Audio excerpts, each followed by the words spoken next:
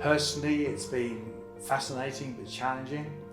As far as our family are concerned, there are difficulties with not being able to see people we're expecting to see, and not seeing our grandchildren for a long time, and all those sorts of things.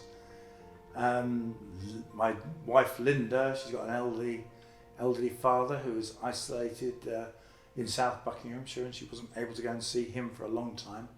So there were those difficulties. But as far as the church was concerned, well, me and my colleagues felt under immediate pressure because suddenly we were separated from the people we were seeing every week and during the week. We couldn't see them in their homes, and of course we weren't able to gather together in church. So there was that physical and personal separation, which was, oh my goodness, what are we going to do? And then on the other hand, of course, we weren't meeting in church. We were halfway through a course on prayer. That had to stop. Other things had to stop. And so we had to think, how are we going to offer spiritual nourishment? How are we going to offer teaching of any sort and all those things? So there was those sorts of two really main areas that were a real pressure and causing some panic initially.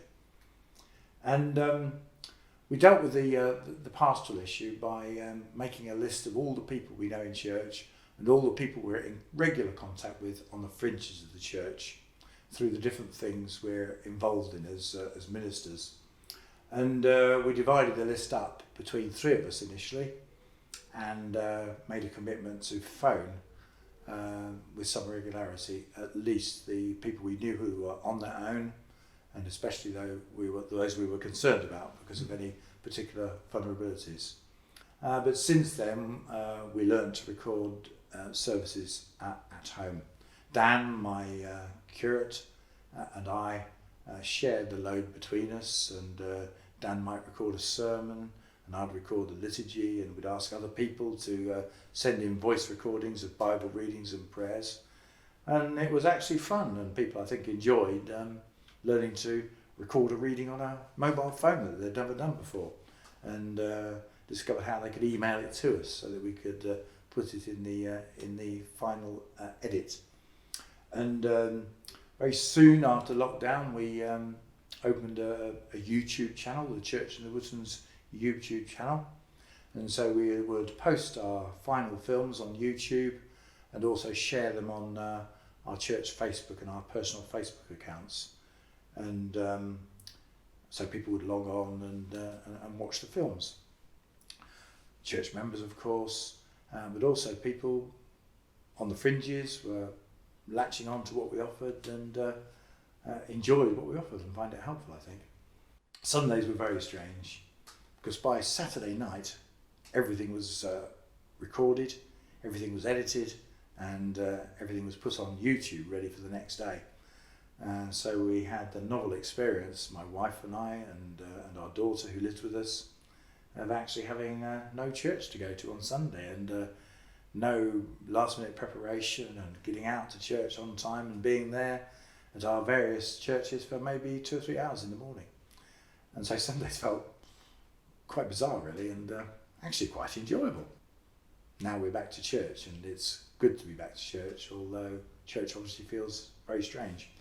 Currently, I think we've been to church now for 4 Sundays, and very quickly we had to double the number of services because the number of people who wanted to come back to church was higher than I expected. I thought people would be more hesitant and more nervous than they actually were. And we invite people to come to a service, and we tell them when it is and where it is, and we ask them to respond to the invitation by emailing me or leaving me a phone message or sending a text message or whatever. And then I make a list of who's coming. And we were full on the second Sunday. Full, almost uncomfortably full actually. And so we decided then we would hold a 9 o'clock service in one of our churches and a 10:30 service in the other church. We have 2 churches in 2 church buildings in the church in the Wootons. And we're getting good numbers of people each week, but it feels safe. There's also enough flexibility now because we're not full up. If people arrive unexpectedly who haven't booked a place, we can accommodate them. At the moment, we're getting about 45 people between the two services. Now, we're not seeing our young families at the moment, and we're not expecting them to come because of the social distancing rules and all that sort of thing. It would be too stressful for families to come with young children, and how could they possibly be restricted when in our culture we want children to be relaxed and happy in our community. However, we're thinking of ways of making space for them and offering them a way that they can come back to church in the future. Firstly, we don't want to lose the ability to reach out to a wider community. Filmed, recorded messages or services will remain a feature of the future. How it happens, we're not quite sure. It might be that my colleague and I, we offer short talks, thoughts of the day, that sort of thing, that can be broadcast with some regularity. So people who aren't coming to church or people who are on the fringe of the church can continue to receive some sort of spiritual nourishment. Eventually, we're not geared up for it yet because we haven't got broadband in our churches just yet. We might begin live streaming one of our services so that people who can't get to us but are part of our community can join in at a level and feel part of what we're doing. It's very interesting because as we've offered ministry during lockdown, our virtual church has been very important. But there's no doubt about it, now we're coming back and we're with people, our main commitment is to rebuild the physical church, the actual church where people are there, we can meet together, do all the things that we do in fellowship and in community, and really grow strong that way. Fears are, well, lockdown is being relaxed at the moment. We're able to go into church, although the congregation members are wearing masks and we're not singing yet. All sorts of things are beginning again. Life is getting back to something like normal. But of course, this weekend, the weekend of the 5th and 6th of September, we've heard some worrying statistics about an increase in COVID cases.